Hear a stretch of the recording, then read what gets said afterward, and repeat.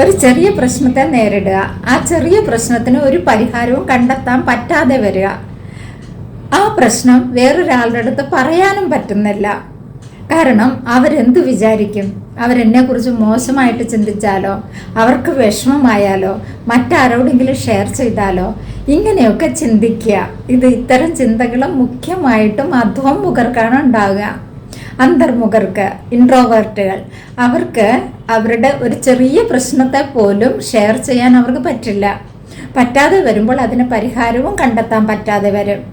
ഇത്തരമുള്ള ആളുകൾ ആണ് ഓരോ കൗൺസിലിംഗ് ക്ലിനിക്കുകളിലും എത്തുന്നതിൽ ഏറ്റവും കൂടുതലും. എന്നതിൻ്റെ കാരണവും ഇതാണ്, അവരുടെ പ്രോബ്ലംസ് ഷെയർ ചെയ്യുന്നില്ല എന്നതുകൊണ്ടാണ്. ഒരാളുടെ വ്യക്തിത്വം ഇൻട്രോവേർട്ട് ആണ് എങ്കിൽ അവർ ശ്രദ്ധിക്കേണ്ടത്, അവർ ഏതെങ്കിലും ഒരു നല്ല സുഹൃത്തിനെ അവർ കണ്ടെത്തുന്നത് തന്നെയായിരിക്കും ഏറ്റവും ഉത്തമം. അതവർക്ക് പറ്റുന്നില്ല എന്നുണ്ടെങ്കിൽ ചെയ്യേണ്ട ഒരു നല്ല അഡ്വൈസ് എന്ന് പറഞ്ഞാൽ ദിവസവും ഡയറി എഴുതുക എന്ന് വെച്ചാൽ നമ്മളുടെ ഇമോഷണൽ ബ്രെയിനാണ് ആദ്യം വർക്ക് ചെയ്യുക. ഇമോഷണൽ ബ്രെയിൻ എപ്പോഴും ഇൻസ്റ്റൻ്റ് ആണ്, വളരെ ക്വിക്കായിട്ട് റിയാക്ട് ചെയ്യും. അപ്പോൾ നമ്മൾ ഡയറി എഴുതുമ്പോഴും നമ്മളുടെ ഇമോഷണൽ ഇഷ്യൂസ് ആദ്യം നമ്മൾ എഴുതി അത് തീർക്കാറാവുമ്പോഴത്തേക്ക് നമ്മളുടെ യുക്തി ചിന്ത റാഷണൽ ബ്രെയിൻ വർക്ക് ചെയ്യും.